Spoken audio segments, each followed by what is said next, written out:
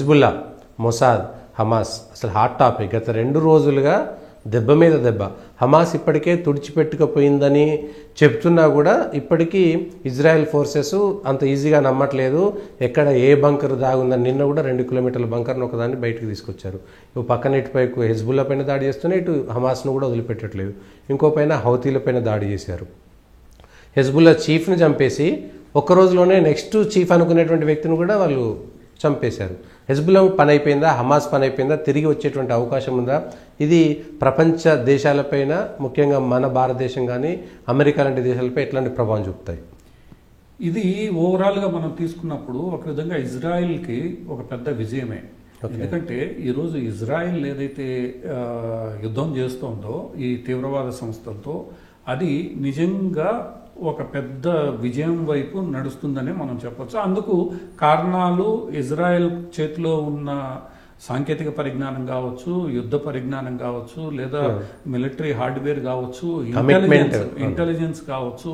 Intelligence లో కూడా Israel 2 రకాల ఇంటెలిజెన్స్ లో చాలా పెద్ద పేరు గడించింది. మొసాద్ ఏదైతే ఉందో టెక్నికల్ ఇంటెలిజెన్స్ అంటే ఎనీ కమ్యూనికేషన్ డివైజెస్ ని పెనట్రేట్ చేయగల సామర్థ్యం ఈరోజు ఇజ్రాయెల్ సైనిక విభాగానికి ఉంది. అది మొసాద్ పేరు మీద కావచ్చు, ఇంకో పేరు మీద కావచ్చు.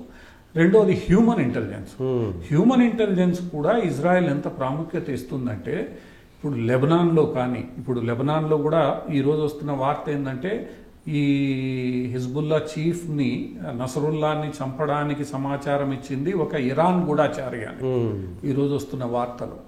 అదే ఇరాన్ అధ్యక్ష భవనం ప్రాంగణంలో పాలస్తీనాకి సంబంధించి హమాస్ చీఫ్ని చంపింది కూడా, దానికి మద్దతు ఇచ్చింది కూడా ఇరాన్ సెక్యూరిటీ గార్డుల్లో కొంతమంది అని చెప్పి కూడా వార్తలు వస్తున్నాయి. సో ఇజ్రాయెల్ కేవలం టెక్నాలజీ మీద ఆధారపడకుండా, ఏ ఇంటెలిజెన్స్ కైనా సక్సెస్ ఏంటంటే గ్రౌండ్ నుంచి వచ్చే సమాచారం. ఆ హ్యూమన్ ఇంటెలిజెన్స్ ఏదైతే ఉందో అది చాలా పవర్ఫుల్గా ఇజ్రాయెల్ మెయింటైన్ చేస్తూ వచ్చింది. కాబట్టి ఈ విజయాలన్నీ ఇజ్రాయెల్కి కారణమవుతున్నాయి. ఇది ఒక ఎత్తు, అంటే ఇజ్రాయెల్కు ఉన్న సుపీరియారిటీ, వీటన్నిటి మీద ఉన్న సుపీరియారిటీ ఏదైతే ఉందో ఇది ఒక ఎత్తు అయితే, రెండవది ఈరోజు ఆ ఇస్లామిక్ దేశాలు 2గా విడిపోయి ఉన్నాయి.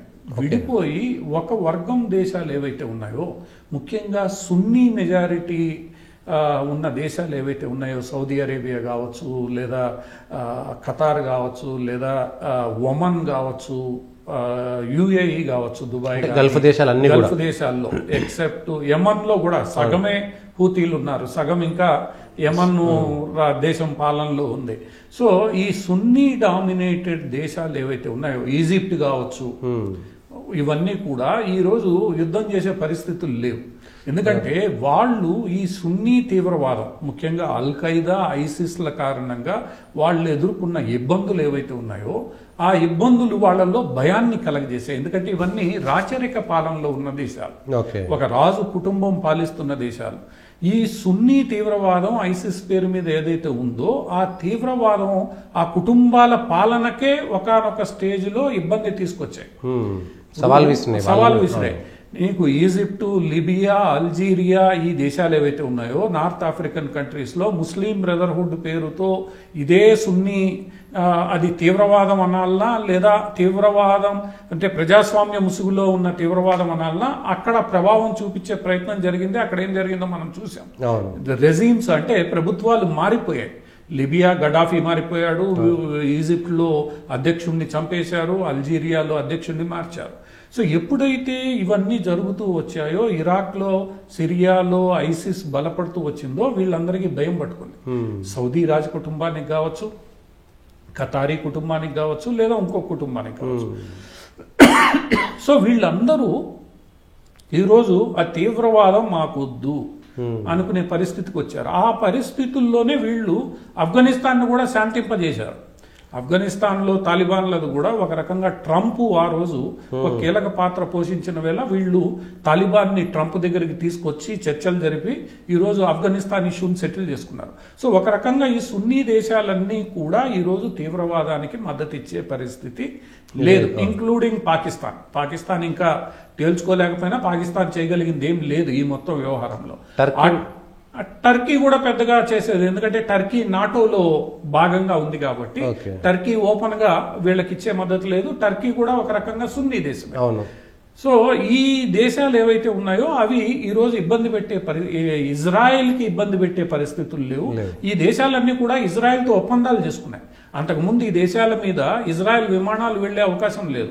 ఈ రోజు సౌదీతో ఒప్పందం ఉంది. అందుకనే నిన్న యునైటెడ్ నేషన్స్ సమావేశంలో ఇజ్రాయెల్ ప్రధానమంత్రి నెతన్యాహు ఒక ఫోటోగ్రాఫ్ చూపించాడు. ఒక ఫోటోగ్రాఫ్ ఏమో ఇరాను, సిరియా, లెబనాను, ఈ పాలస్తీనా ఇవన్నీ నల్లవి చూపించి ఇవి దెయ్యాలు, అట్లనే భారత్, సౌదీ అరేబియా, ఈజిప్ట్ లాంటి దేశాలు ఆకుపచ్చలో చూపించి ఇవి భగవంతుడిచ్చిన వరాలని చెప్పాడు. అంటే సౌదీ అరేబియా కూడా ఈ రోజు ఇజ్రాయెల్ తో మంచి సంబంధాలు పెట్టేసుకుంది. కాబట్టే ఆ భారతదేశం G20 టైంలో యూరోప్ కు వెళ్ళడానికి సౌదీ ఇజ్రాయెల్ కుండా ఒక ట్రాన్స్పోర్ట్ కారిడార్ కి ఒప్పందం మీద సంతకం చేసింది. ఆ కారిడార్ ఒప్పందం మీద సంతకం చేసిన 10 రోజులకే హమాస్ దాడి జరిగింది. ఎందుకంటే ఈ ఒప్పందం జరగడం ఇరాన్ కి ఇష్టం లేదు కాబట్టి. ఎందుకంటే ఇరాన్ ఈ కారిడార్ లో కీలక పాత్ర పోషించాలనుకుంటోంది. సో ఎప్పుడైతే ఇరాన్ ని బైపాస్ చేసి సౌదీ ఇజ్రాయెల్ ముందుకు వచ్చాయో ఇరాన్ కూడా యుద్ధం లేదు. అటువంటి పరిస్థితుల్లో ఇది ఒక రకంగా ఇరాను ఈ సౌదీ, ఇజ్రాయిల్, భారత్ కూటమికి వ్యతిరేకంగా ఇజ్రాయెల్ని ఇబ్బంది పెట్టే ఎందుకంటే ఇజ్రాయెల్లో ఇబ్బంది వస్తే మొత్తం కారిడార్ ఆగిపోతుంది. మొత్తం ముస్లిం దేశాలని మనం భారత్కు వ్యతిరేకంగా చేయొచ్చు, ఇజ్రాయెల్కి వ్యతిరేకంగా చేయొచ్చు అని ఇరాన్ ఒక రకంగా ఇది ఆలోచించిందనే విశ్లేషణ కూడా ఒక అభిప్రాయం బలంగా ఉంది. అటువంటి పరిస్థితుల్లో సున్నీ దేశాలు మద్దతిచ్చే పరిస్థితులు లేని సమయంలో షియా ముస్లిం గ్రూపులు ఏవైతే ఉన్నాయో, ఎందుకంటే హిజ్బుల్లా గానీ, హోతీస్ గానీ, హమాస్ కూడా ఇవన్నీ ఇరాన్ మద్దతుతో తీవ్రవాదాన్ని పోషించే సంస్థలు. ఈ మూడు షియా డామినేటెడ్ లేదా కొంత ఇరాన్ మద్దతుతోనే ఇవి. హమాస్ లో 2 రకాల ప్రజలు ఉన్నారు, దాంట్లో ఎక్కువగా షియా డామినేటెడ్.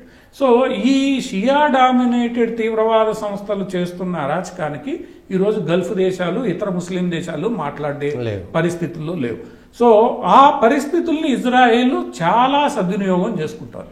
తానేం చేసినా ఈ రోజు ఎవరు అడగాలి? ఒక ఇరాన్ తప్ప ఎవరు అడగడానికి లేదు.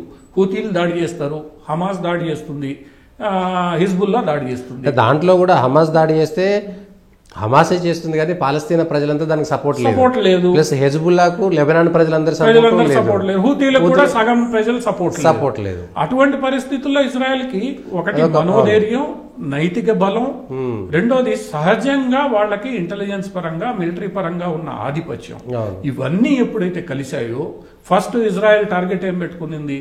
గాజాలో హమాస్ లేకుండా చేయాలి. First target. గాజా నుంచి వాళ్ళు అవతల వైపు వెళ్ళలేదా? మరి గాజా నుంచి అవతల వైపుకి సముద్రమే కదా, అంటే పాలస్తీనా, ఈజిప్ట్ మూసేసింది. ఓకే, గాజా నుంచి 2 వైపులా ఇజ్రాయెల్లోకి రావాలి. ఒకవైపు సముద్రం, మూడో వైపు ఈజిప్ట్ ఎవరిని రానినని చెప్పేసింది. ఓకే, పాలస్తీనా మిగిలిన భాగంలోకి వెళ్ళడానికి లేదు, ఇజ్రాయెల్ గుండా వెళ్ళాలి. ఓకే, వీళ్ళని తీసుకోవడానికి పాలస్తీనా అథారిటీ సిద్ధంగా లేదు. ఒకవేళ అదే జరిగితే హమాస్ అస్తిత్వం ఉండదు. గాజా మీద నాది అధికారం అని హమాస్ చెప్తోంది. పాలస్తీనా అథారిటీ అధికారాన్ని హమాస్ అంగీకరించకనే కదా ఈ సమస్యలు. అందువల్ల ఏంటంటే ఈ హమాస్ అనేది చిక్కుకుపోయింది అక్కడ. అంతే, ఇజ్రాయెల్ సపోర్ట్ చేయట్లేదు, పాలస్తీనా అథారిటీ 100% మాటలు చెప్పడం తప్ప సపోర్ట్ చేయట్లేదు. దాంతో ఇజ్రాయెల్ కి హమాస్ ని దెబ్బ కొట్టడం సులభం అయిపోయింది. ఎవరు దానికి వ్యతిరేకంగా మాట్లాడే పరిస్థితి లేకుండా ఉంది. ఈవెన్ ముస్లిం దేశాల్లో 75% దేశాలు ఇరాన్ మినహా ఎవరు మాట్లాడడం లేదు, శనిపోతే పోయింది అనే పరిస్థితుల్లో ఉన్నారు. అటువంటి పరిస్థితుల్లో హమాస్ పూర్తిగా పాడైపోయిందని తెలిసిన తర్వాతనే హిజ్బుల్లా ఇజ్రాయెల్ మీదకి దాడులు దిగింది. ఎందుకంటే ఇజ్రాయెల్ ని డైవర్ట్ చేయాలి, హమాస్ ని కొంతైనా కాపాడుకోవాలని. కానీ ఇజ్రాయెల్ ఆ విషయంలో చాలా స్పష్టంగా సిద్ధమైంది. ఒకటి, హమాస్ మీద చేసే దాడి ఏదైతే ఉందో ఆ దాడి చేస్తూనే ఇన్ని రోజులు హిజ్బుల్లా వేస్తున్న రాకెట్లని వీటిల్ని అలా చూస్తూ ఊరుకొని ఈ రోజు హమాస్ పని అయిపోయిన తర్వాత ఒక్కసారిగా హిజ్బుల్లా మీద విరుచుకుపడిపోయారు. ఆ విరుచుకుపడిపోవడం దానికి నెలలుగా వాళ్ళు సిద్ధమవుతున్నారు. ఎందుకంటే హమాస్ కాగానే మన టార్గెట్ హిజ్బుల్లా అని వాళ్ళకి తెలుసు. నెలలుగా దీనికి సిద్ధమవుతున్నారు, ఇంటెలిజెన్స్ గ్యాదర్ చేస్తున్నారు, ఎవడెక్కడున్నాడో తెలుసుకుంటున్నాడు. ఫస్ట్ వాళ్ళు చేసింది ఏంటంటే ఈ మొత్తం నెలల ప్రిపరేషన్ లో ఫస్ట్ కమ్యూనికేషన్ వ్యవస్థని దెబ్బ కొట్టేశారు. కొట్టేశారు, పేజర్లు దెబ్బ కొట్టేశారు. వాకీ సో టాకీలు ఆ పోయినాయి. కమ్యూనికేషన్ వ్యవస్థ ఎవడెవడి చేతిలో ఉందో అంతా బహిర్గతం అయిపోయింది. ఇరాన్ చేతుల్లో కూడా అదే కమ్యూనికేషన్ వ్యవస్థ ఉంది. మొత్తం ఇరానే హిజ్బుల్లాని పోషిస్తుంది అని. ఎందుకంటే ఇరాన్ రాయబారి పేజర్ల దాడిలో గాయపడ్డాడు. ఈ రోజు ఇరాన్ అధ్యక్షుడు కూడా అదే పేజర్ల దాడిలో మరణించాడనే వార్తలు వస్తున్నాయి. దీంతో ఇటు పాలస్తీనా రెండు విషయాలు చెప్పదలుచుకుంది. ఒకటి ఉగ్రవాదులు ఎవడో బయటపడ్డాడు, రెండు ప్రపంచ దేశాలకి ఇరాన్ చేస్తున్నటువంటి విషయాన్ని బయట చెప్పగలిగాడు. దాంతో ఎప్పుడైతే వాళ్ళు నెలల తరబడి ప్రిపరేషన్ చేశారో వాళ్ళ టార్గెట్స్ వాళ్ళకి క్లియర్. ఆ టార్గెట్ ని ఛేదించడం ఎలా అన్నదే ఇన్ని రోజులు ఒక ప్రశ్నగా ఉంది. ఎందుకంటే అతను 4 అంతస్తుల కింద బంకర్ లో దాక్కొని ఉంటాడు. ఆ బంకర్ మీద దాడి చేయగలిగిన సామర్థ్యం ఒక్క ఈ క్లస్టర్ బాంబుకు మాత్రమే ఉంటుంది. క్లస్టర్ బాంబ్స్ ని బస్టర్ బాంబుల్ని ఐక్యరాజ్య సమితి నిషేధించింది.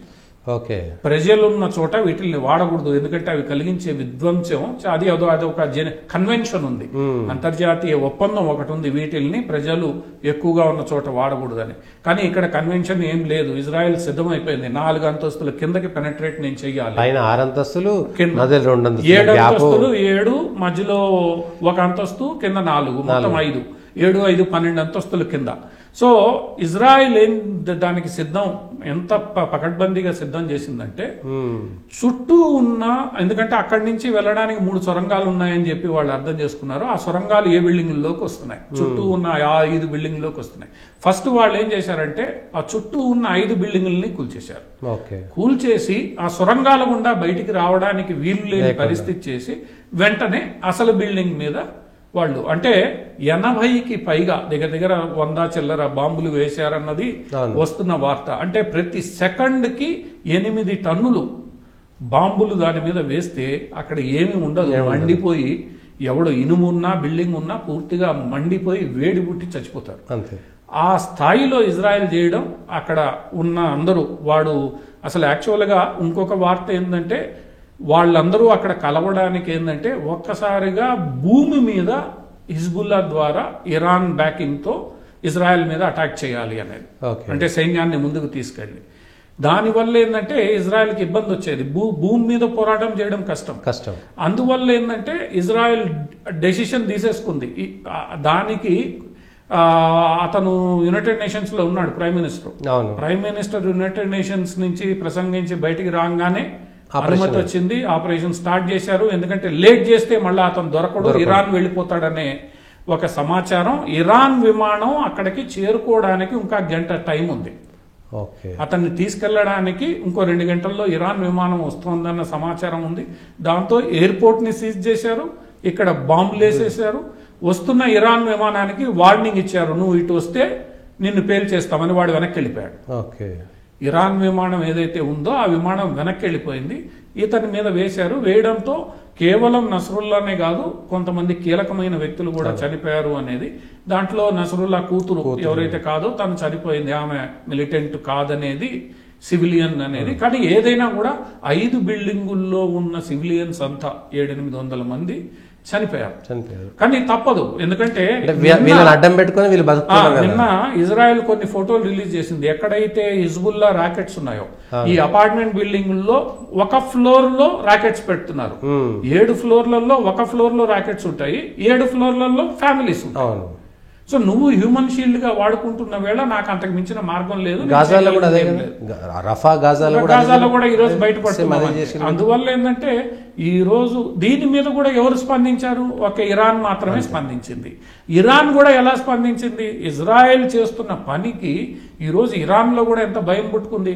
కొమైనీ మేము అది చేసేస్తాం ఇది చేసేస్తామని ప్రకటించిన అరగంటలో కొమైనీని సురక్షిత ప్రదేశానికి తరలించినట్లు ఇరాన్ సైన్యం చెప్పింది. ఎందుకు సురక్షిత ప్రదేశానికి తరలించాలి అంటే ఇరాన్ లో కూడా ఈ రోజు భయం ఏం ఏర్పడిపోయిందంటే ఎక్కడికైనా ఇజ్రాయెల్ వెళ్ళకూడదు. అంటే ఇజ్రాయెల్ గూఢచార్య వ్యవస్థ ఏదైతే ఉందో అది ఎక్కడికైనా వెళ్ళగలదు, ఎలాంటి టెక్నాలజీ అయినా వాడగలదు. ప్రపంచంలోనే మొట్టమొదటిసారి 3000 పేజర్లని ఒకేసారి పేల్చడం అనేది ఇంతవరకు చరిత్ర చూడలేదు.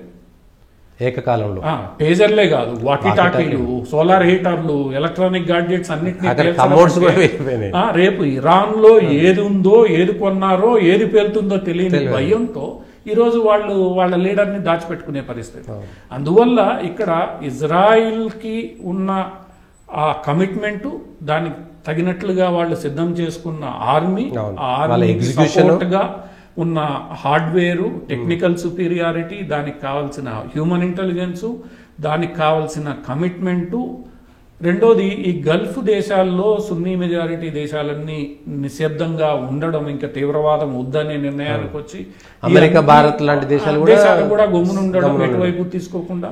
దీంతో ఇజ్రాయెల్కి బాగా అడ్వాంటేజ్ వచ్చింది. ఇది ఒక రకంగా సున్నీ తీవ్రవాదం, అల్ఖైదా, ఐసిస్ లాంటివి ఎలా అయితే జైషే మహమ్మద్ లాంటివి తుడిచిపెట్టుకుపోతున్నాయో, తాలిబాన్లు కూడా ఈరోజు ఒక రకంగా నిశ్శబ్దం అయ్యారో, ఈ షియా తీవ్రవాదం అనేది కూడా లేకుండా పోవడానికి ఆస్కారం ఏర్పడింది. ఆ దిశగా ఇజ్రాయెల్ కదులుతుందనే ఈరోజు హూతీల మీద కూడా బాంబు దాడులు చేశారు. హూతీలతో ఇరాన్ ఇచ్చే ఆయుధాలు రాకుండా చేసేస్తే హూతీలు చేయగలిగింది ఏమీ లేదు. అందువల్ల ఏంటంటే ఎప్పుడైతే ఇరాన్ ఐసోలేట్ చేస్తారో ఇవన్నీ ఆగిపోతే తీవ్రవాదం మట్టుబట్టే అవకాశం ఉంది. ఆ అవకాశాన్ని ఈరోజు అందరూ సద్వినియోగం చేసుకుంటున్నారు. అమెరికా కూడా నిశ్శబ్దంగా ఉంటూ సిరియాలో వీళ్ళకి ఇవ్వాల్సింది, ఎందుకంటే నిన్న వేసిన బంకర్ బస్టర్ బాంబులన్నీ అమెరికా ఇచ్చినవే, అత్యంత శక్తివంతమైనవి. అందువల్ల ఏంటంటే అమెరికా కూడా పోతే పోయింది, సౌదీ అరేబియా కూడా పోతే పోయింది, తగ్గాలి, ప్రశాంతంగా వ్యాపారాలు చేసుకుంటాం, ప్రశాంతంగా పెట్టుబడులు పెట్టుకుంటాం, ఎందుకు వచ్చిన గొడవ అన్నది ఏదైతే ఉందో అది ఈరోజు అన్ని తీవ్రవాద సంస్థలు గుర్తించాలి.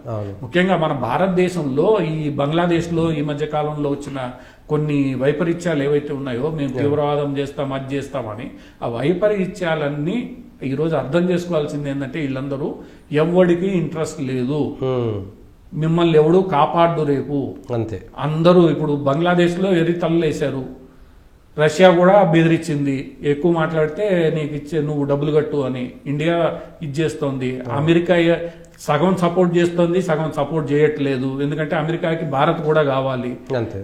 అందువల్ల ఏంటంటే ఈ పరిస్థితులు అర్థం చేసుకుని వీళ్ళందరూ కూడా భారతదేశం, బంగ్లాదేశ్, ముఖ్యంగా దక్షిణాసియాలో కూర్చున్న మూర్ఖులు ఎవరైతే ఉన్నారో ఈ జిహాదీ పేరుతో, వాళ్ళు కూడా అర్థం చేసుకోవాల్సింది ఏంటంటే ప్రపంచం అంగీకరించదు. ఆ అంగీకరించకపోవడానికి ప్రత్యక్ష నిదర్శనం ఈరోజు ఇజ్రాయెల్ ఏం చేస్తోందో, ఇజ్రాయెల్ చుట్టుపక్కల ఏం జరుగుతోందో. కాబట్టి ఈ విషయాన్ని వీళ్ళందరూ కూడా అర్థం చేసుకోవాలి అనుకుంటున్నా. అదే జరిగితే ఒక రకంగా ప్రపంచంలో కొంత శాంతి నెలకొంటుంది. యూరోప్లో కూడా ఇప్పుడు అదే యుద్ధం జరుగుతోంది. ఇప్పుడు ఆస్ట్రియాలో ఫార్ రైట్ పార్టీ ఈరోజు విజయం సాధించింది.